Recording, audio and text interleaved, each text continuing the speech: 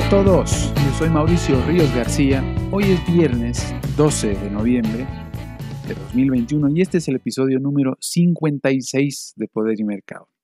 En este episodio vamos a darnos un pequeño baño de coyuntura económica argentina de la mano de liberales, de auténticos liberales. Prometo que va a ser interesante, sobre todo volviendo nuevamente, luego de un nuevo receso por acumulación, por suerte, no puedo quejarme, de trabajo con clientes exigentes. Ustedes muy bien saben que en la medida que las cosas no van bien, a mí me va bien. Es decir, así como un dentista que cura las caries y le va mejor en la medida que los clientes tienen caries y no por eso va a dejar de advertir que los clientes tengan caries, hay que atenderlos. Pues bien, este domingo 14, Argentina se enfrenta a elecciones legislativas en un escenario muy complejo en todo ámbito, pero que dependiendo de cómo vaya a votar la gente, finalmente las nuevas autoridades del legislativo podrían ayudar a que este país empiece a por fin cambiar el rumbo de su profunda crisis. Y no solamente de su profunda crisis, de la crisis reciente, sino además de la decadencia, una decadencia que arrastra durante ya varias décadas, me atrevería a decir. Entre las cosas que se puede decir del escenario actual en Argentina es que la institucionalidad está totalmente destruida. No existe institucionalidad alguna en Argentina y por tanto previsibilidad. El resultado para los Kirchner, como ya se ha visto en las PASO, va a ser tremendamente malo. Entre otros aspectos, y es algo muy fácilmente previsible, por supuesto. Entre otros aspectos, lo que explica semejante fracaso electoral para el oficialismo es algo que ya todo el mundo sabe. Son cosas que ya todo el mundo sabe, pero que vale la pena recordar, como los vacunatorios VIP, los enormes excesos del gobierno y el Estado con la pandemia, es decir, han tenido una de las cuarentenas más duras y extendidas del mundo. Ya sabemos que, entre otras cosas, los motivos estaban detrás de la pretensión de contener la demanda de dólares o para tratar de contener la inflación al mismo tiempo. Han tenido una cantidad de fallecidos muchísimo mayor a la que el gobierno había prometido en un inicio. Se registraron fiestas clandestinas de Alberto Fernández en la propia residencia presidencial por las que culpó cobardemente a su mujer. Tenía fiestas clandestinas en la residencia mientras todo el mundo andaba bajo cuarentena rígida, estricta. Devaluaciones, controles de precios, controles de capitales y un largo, etcétera. Ha sido realmente un año y medio verdaderamente atroz para los argentinos. Más aún, para que se den una idea, y esto es algo que menciono porque sin duda alguna va a influir todavía más en las elecciones de este domingo. En estos últimos días se registró un crimen en La Matanza, si no me equivoco, que provocó una serie de protestas masivas, llenas de indignación y en demanda al menos de un poco más de seguridad. La gente está desesperada. Sucedió que un miserable asaltante asesinó a un kiosquero, concretamente en Ramos Mejía.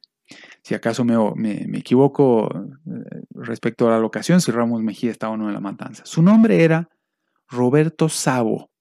Tenía 48 años. Sucedió a 3 cuadras de una comisaría. Lo mataron con 4 tiros en un burdo robo por un tipo que había salido recién de la cárcel y aparentemente en condiciones algo confusas, que se suman a la barbaridad que hicieron durante la cuarentena desde el gobierno, esta de haber liberado presos por doquier para que siguieran delinquiendo. El tipo que asesinó a Roberto luego se puso a atender el kiosco para atender a la gente y despacharla, para tratar de encubrir al menos temporalmente durante un muy breve lapso de tiempo el crimen que había cometido recientemente.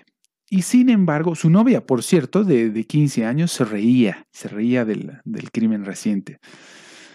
Y sin embargo, los candidatos oficialistas, luego de conocida la noticia, se los veía en fiestas de cierre de campaña esta semana, como si no hubiera sucedido absolutamente nada. Una vergüenza, una indolencia enorme. Y en todo caso, un cinismo enorme. Es por esto que digo que esto puede impactar mucho más todavía en las elecciones, mucho más de lo que ya se había visto en las PASO. Unas elecciones en las que, por cierto, no va a ser nada raro ver a los K ocupando un triste tercer lugar y además con mucha distancia. Veamos qué es lo que pasa. En la cortina de metal del kiosco que Roberto atendía, volviendo al asunto, se leen letreros de gente que se acerca para dejar y para recordarlo o para manifestar su bronca al mismo tiempo. Porque no es un caso aislado, por supuesto, sino más bien generalizado. Hay un letrero que, por ejemplo, dice: morir por trabajar, ¿hasta cuándo? Esto es algo que la gente sin duda alguna va a manifestar con su voto en estas elecciones del próximo domingo. Será un voto castigo, pero al mismo tiempo probablemente sea un voto de oportunidad para algunos otros, un voto de chance, sobre todo para los liberales. A todo esto, el riesgo país en Argentina ha superado los 1.700 puntos hace algo menos de 2 semanas. El dólar blue ha alcanzado los $207 en las épocas de Macri. La entonces oposición, los K, hacía escándalo con el dólar Macri en 45 o en $65 apenas. Y para mayor escándalo, Cristina tiene ahora una jubilación de 12.000 mensuales en medio de nuevos congelamientos de precios, controles de capitales, cupos de exportación, etc. Es que esto es una barbaridad y un cinismo enorme. Y creo que incluso van a darle mucho más de jubilación a Argentina. A Cristina, no a Argentina. Pero a ver, esta vez el desastre que vive Argentina no lo voy a contar yo, no pretendo contarlo yo, sino que lo va a contar una serie de economistas que conozco y sigo hace ya varios años. Y que si acaso todavía no sigues, recomiendo que lo hagas sobre la marcha. Son muchos más los que conozco, pero estos son los más importantes y sobre los que he podido rescatar algunas entrevistas y apariciones en medios recientemente. Dicen que la magnitud de la crisis a la que Argentina se enfrenta en los próximos 2 años al menos va a ser comparable con la de, atención, 2001 o incluso la del Rodrigazo. Gustavo Lacha Lázari, Ricardo López Murphy, Domingo Cavallo, Manuel Adorni, Javier Milei, Fausto Spotorno, Roberto Kachanowski. Vamos, en ese orden, escuchá. La estampida del dólar no es tanto por las elecciones siempre tienen este sesgo de generar incertidumbre, pero la realidad, si te fijas bien, empezó a subir a partir del 9 de octubre cuando asume Feletti, no por culpa del pobre Feletti. Empezó a subir a partir de la asunción de Mirano. Venía sí, firme, pero la última espiral de 180 a 200 lo arma a partir del 9 de octubre que asume Feletti, no por la culpa de este pobre tipo, sino por haber aplicado controles de precios. No hay una relación directa, la podemos buscar, poner una relación directa entre el control de precios y la suba del dólar, pero el control de precios es lo que demuestra que no tiene la más pálida idea cómo controlar la inflación. Y eso genera incertidumbre. Por eso la gente compra dólares. Y lógico, cuando vos decís, si yo digo, mirá, tengo un paciente enfermo, ¿cuál es tu solución? Agarro el termómetro y lo reviento a martillazos. La sensación de los familiares del paciente, este tipo no tiene la más pálida idea. No fue a buscar una infección. Rompió el termómetro. Eso es un control de precios, ¿ok? Entonces, como demostró que no tienen la más mínima idea de cómo controlar la inflación, la sociedad se asustó y como se asustó, se refugia. A este nivel de delirio del gobierno, 200 pesos un dólar es barato. Cuando sube un precio en la economía, uno solo, vos tenés que ir a ver a la oferta, ¿qué pasó? Y hubo una inundación, un camino se cortó, una producción que salió mal, faltó la oferta, la demanda se mantuvo, el precio subió, lógico. Cuando suben todos los precios, vos tenés que ir a ver a la otra parte, que es la moneda. ¿Qué pasa con la moneda que no vale? Si dijéramos, en lugar de que los precios suben, el dólar sube, dijéramos, el peso bajó de precio, el peso deja de servir, es como si un auto se vendiera cada vez más barato. Entonces vos te fijas, ¿por qué este auto no? La gente no lo quiere y vale menos. Y por falta de apreciación de la demanda, nadie pone un mango por ese auto. Te fijas que capaz salió mal fabricado, capaz que el modelo no está bueno, que se hizo mucho auto, capaz que se fabricó de más y la oferta supera la demanda. Entonces, esto es lo que nos pasa en la Argentina. No entendemos, y ojo, y no entender esto nos lleva a conclusiones cerradas. Porque pensar que los precios suben, porque los empresarios son malos, los comerciantes son inescrupulosos, etcétera, etcétera, nos lleva a controles de precios, que estropeamos, que la solución estropea el problema. Es muy importante este congreso, muy importante el rol de Ricardo, sin lugar a dudas, Ricardo López Murphy, a partir del 10 de diciembre, porque se viene un tsunami entre empresas que está ya en el congreso. Bueno, ahí usted tiene varios desequilibrios que están actuando. Uno muy claro es en el comercio exterior. Usted está restringiendo y mucha gente los insumos los trae por un lado que es el paralelo y ahí tiene una presión. Por otro lado, el plan platita y piñata, esta cosa de hacerse una festichola antes de la populismo elección, básico, ¿no? eso genera expectativas muy negativas sobre el futuro. Los planetas no van a chocar el 14 de noviembre, no es que se acaba el mundo. Claro. Usted mira lo que va a pasar después, entonces esa narrativa genera una reacción de cobertura. Por otro lado, es ese discurso del ministro de Economía, que no lo había hecho hasta ahora, de llamar a antiargentino a los que discrepamos, esa es una expresión que es muy excluyente, que es muy antinómica, que es... Usted vio que la rebelión cubana dice patria y vida. Claro, patria y vida. Fidel decía patria y muerte. Claro. Muerte para los otros. Muerte para los antipatrios. Entonces, acá viene... Si los que discrepamos somos antiargentinos o como era en la Unión Soviética, al neuropsiquiátrico, si usted no validaba el régimen, eso forma toda una mentalidad. Creo que ese discurso del ministro de Economía poniendo, digamos, no claramente y diciendo frente a la sociedad que vamos a enfrentar el problema de la negociación con los multilaterales y con el Club del París, de la manera que lo hace el resto de los países, esa idea de que vamos a tener un tratamiento excepcional, que todos sabemos que es una ficción. Seguro. Un sueño infantil. Eso también precipita la desconfianza. Y bueno, y lo último es lo que usted muchas veces mencionó. Recuerde que lo más trágico para el gobierno fue el 13 de septiembre, no fue el 12. El 13 fue un fenómeno de gran descomposición. Acuérdese los insultos de la diputada oficialista, la terrible carta de la vicepresidente. Es decir, ese proceso de descomposición. Entonces la pregunta que se hace mucha gente es, si eso fue en las primarias para elegir candidatos, ahora que van las elecciones para los cargos parlamentarios y todo indica que les va a ir muy mal, ¿cómo van a reaccionar? ¿Van a reaccionar con resiliencia, sabiendo que tienen que cumplir con el mandato porque ellos han sido elegidos? ¿O van a actuar de una manera descompuesta como lo hicieron en las semanas que siguieron al 12 de septiembre? Ese tema también está informando, o digamos, el proceso de cobertura. Mire, hay una cosa que es simpática, simpática en una tragedia, en realidad, primero una tragedia, después una farsa. Claro. ¿Qué es esto que nosotros tenemos contado con liqui oficial y contado con liqui verdadero? Es decir, toda esa cosa que usted ve, las operaciones que están intervenidas, las que no están intervenidas, toda esa atmósfera va generando una creciente desconfianza. No, lo que pasa es que en Argentina, mucha gente en el pasado y también en el presente, se beneficia por la inflación y creen que la inflación le puede resolver sus problemas. Por supuesto, no es la mayoría de la población, no es la gente más pobre, por supuesto, ni la clase media, que se perjudican claramente por la inflación.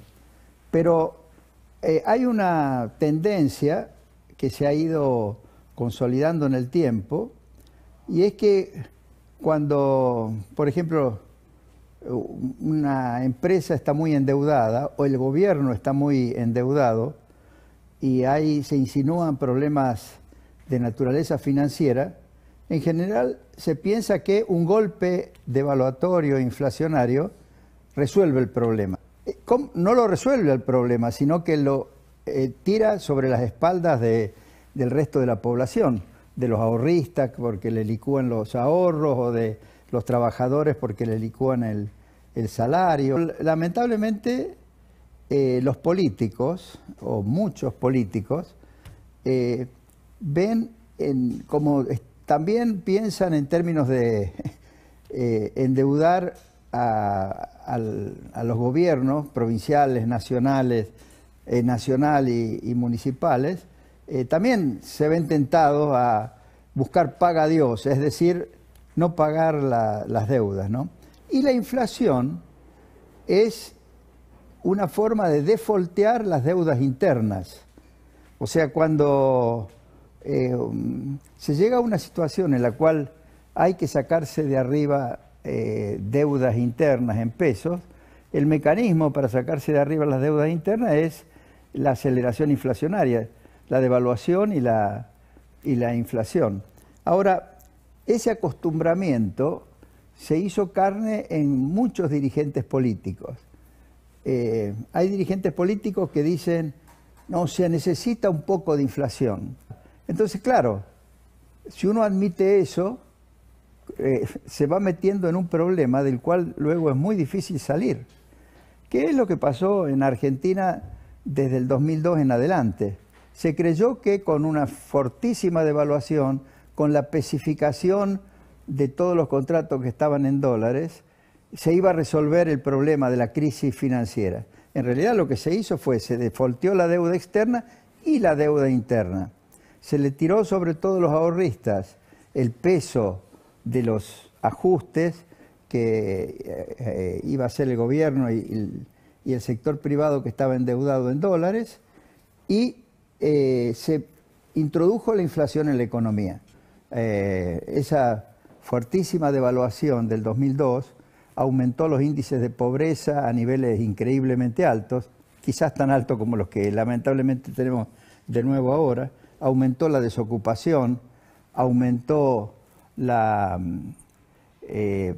recesión y además le creó al gobierno la idea de que podía recaudar con retenciones, por ejemplo, y un montón de gravámenes que le fue metiendo no solo al sector agropecuario, sino también al sector industrial, porque se pensaba que, bueno, que el dólar era tan caro y la moneda estaba tan devaluada que el sector privado aguantaba cualquier cantidad de impuestos.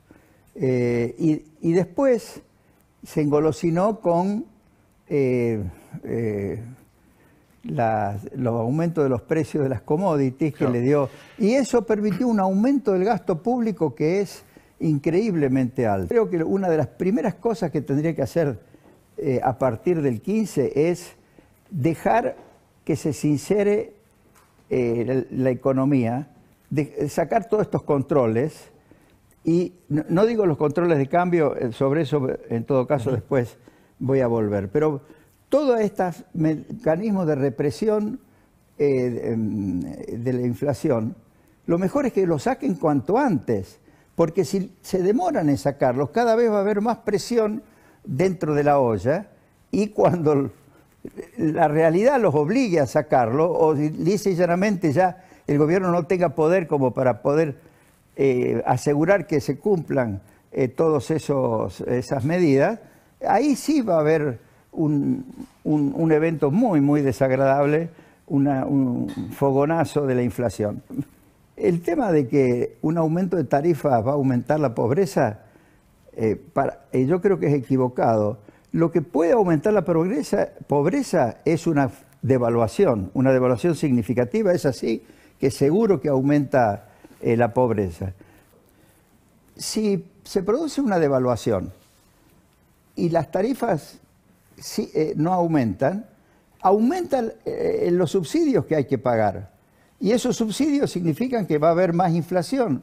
Entonces, al efecto inflacionario de la devaluación se agrega el efecto inflacionario de toda la emisión necesaria para financiar esos subsidios. Alfredo, bueno, lo que se viene, ¿no? A 5 días de las elecciones, y lo que quiero es compararte un poco cómo nos encontramos en el 2019 frente a la economía y cómo nos encontramos ahora, ¿no? Claro. Cuando vos sabés que una de las principales variables, sin duda, en el cuarto oscuro que juegan en la cabeza de los votantes es, no solo en Argentina, sino en el mundo, es precisamente la economía. Mirá, 2019, dólar oficial 65, hoy 105, por supuesto este dólar que en el 2019 se conseguía y que hoy ya no se consigue. Dólar paralelo 72,50 en el 2021, o sea, hoy 200 pesos.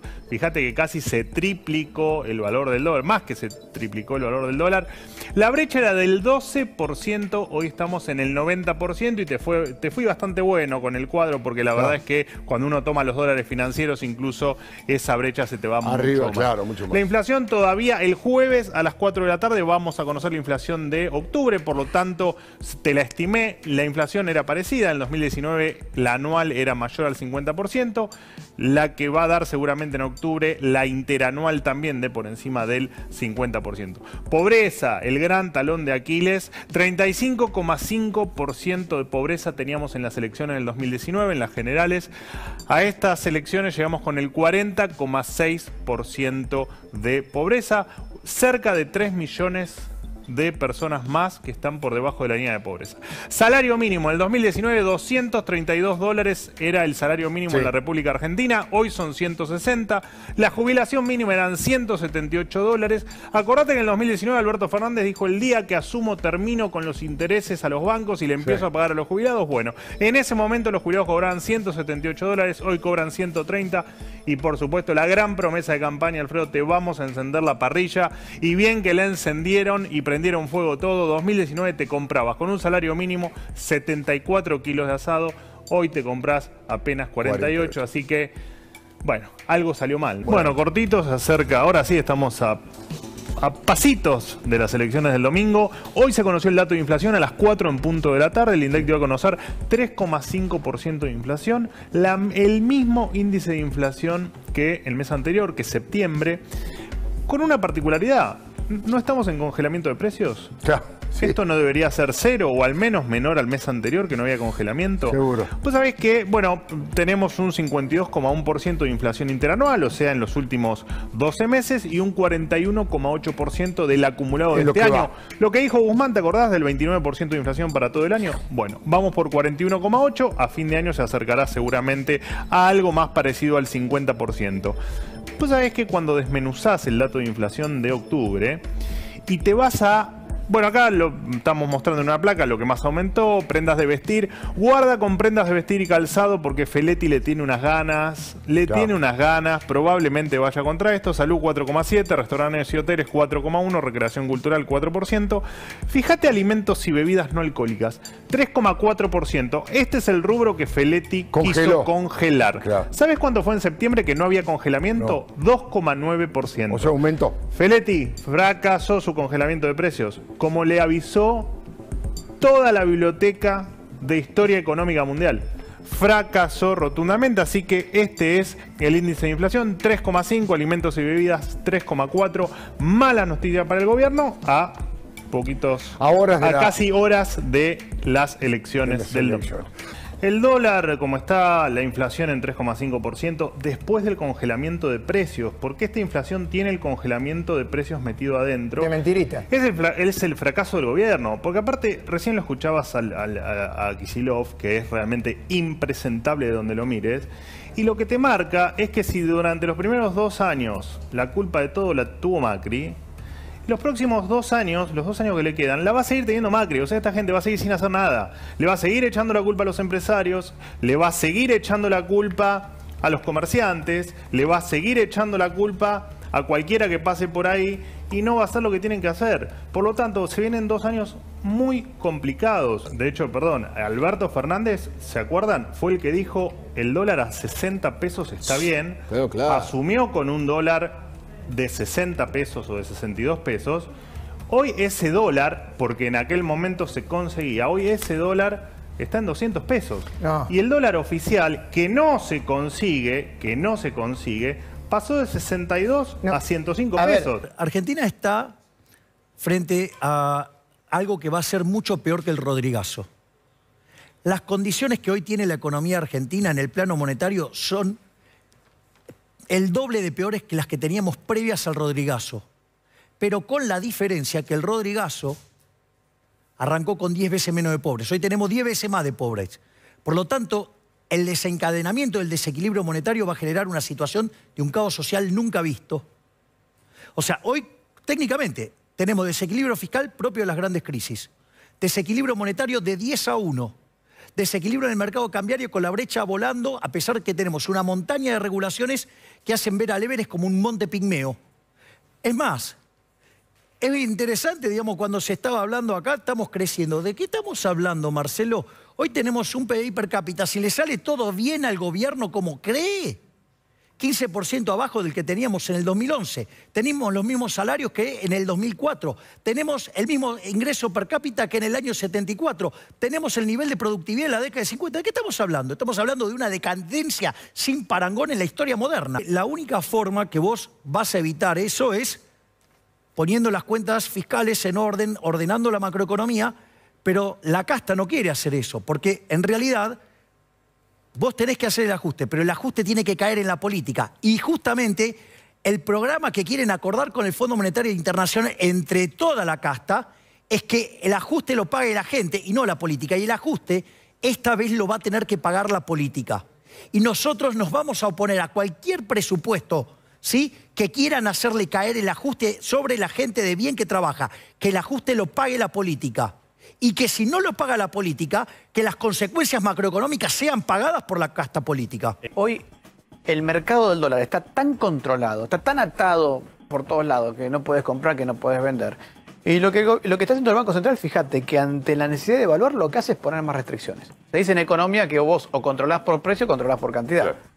Bueno, lo que ha hecho hace 2 semanas fue meter un super cepo. ¿Te acordás que hace 2 semanas estábamos hablando de super cepo? ¿Qué es el super cepo? Es, no me quedan más dólares, no voy a devaluar, así que restringo todo. Entonces ya en el fondo, cuando estás restringiendo, porque es una devaluación encubierta, si querés, tendría que haber devaluado, pero no lo hice, metí esta medida. Entonces te he estado tan atado que yo lo que creo que va a suceder es que va a haber una corrección del tipo de cambio, pero no lo veo como un sacudón devaluatorio. Al final la historia es, confianza significa, che, yo pongo plata en Argentina, voy a invertir y voy a ganar plata. Ese es el final de la historia. Eso es. Al fin y al cabo es, ¿cuánta gente viene a Argentina o cuántos argentinos ponen la plata acá y dicen, che, acá por ahí tengo posibilidad de crecer, de armar una empresa, de generar un negocio, o si ya tengo un negocio, de que este negocio crezca, se expanda, de soñar con tener más clientes, a ver qué producto les puedo vender? Esa es, al final de la historia, ahí está la confianza. Entonces, vos hoy en Argentina, ¿generas esa confianza? Ahora, por eso digo, a veces no es solamente cuestión de cómo estás ahora, sino qué le estás vendiendo al persona que quiere poner plata hacia la Argentina, hacia afuera. Si vos tenés que invertir, tampoco sabes en qué invertir. O sea, ponele que vos invertiste en una fábrica de alimentos hace un mes. Y ahora te lo congelaron todo. Te enfocaron el congelamiento. Entonces, hay que tener, digamos, el gobierno tiene que ser, si quiere generar crecimiento económico, tiene que ser una especie de vendedor de las posibilidades argentinas. Vos lo que querés hacer como gobierno, como ministro de Economía, es vender las grandes oportunidades que tiene Argentina, que las tiene. Bueno, vendelas, explicanos por qué es bueno invertir en Argentina, por qué es bueno hacer negocios en Argentina, por qué es bueno contratar gente en Argentina, qué posibilidades tenemos, en qué negocios. Tenés que brindar esas oportunidades. Hoy Argentina está dando las señales todas al revés. Cuando Guzmán, perdón, voy a dar un ejemplo. Cuando Guzmán dice, no sé, vamos a verlo, el FMI, qué sé yo. Vos pensás que si no llegás a un acuerdo con el FMI y terminás defaulteando, todos los bancos del mundo van a decir, bueno, bajá la exposición de Argentina, no le prestes a ningún argentino, y el tipo que estaba prefinanciando las exportaciones se va a quedar pedaleando en el aire. Siempre es muy difícil definir qué está pasando, exactamente por qué el dólar sube, ¿no? Correcto. Se juntan varios elementos, pero el primer dato que tenés es la fuerte expansión monetaria que está haciendo el Banco Central, que como sabés, al día 22 no me fijé el parte diario de hoy, pero por lo menos al 22 de octubre, que era el último dato, llevan con récord de emisión monetaria de todos los meses de este año. Es el mes récord de emisión monetaria, octubre. En total se emitieron en lo que va del año 1,12 billones de pesos. El 70% de esa emisión se concentra en los últimos 3 o 4 meses. ¿Ok? Así que ahí tenés una explicación. Sobran pesos.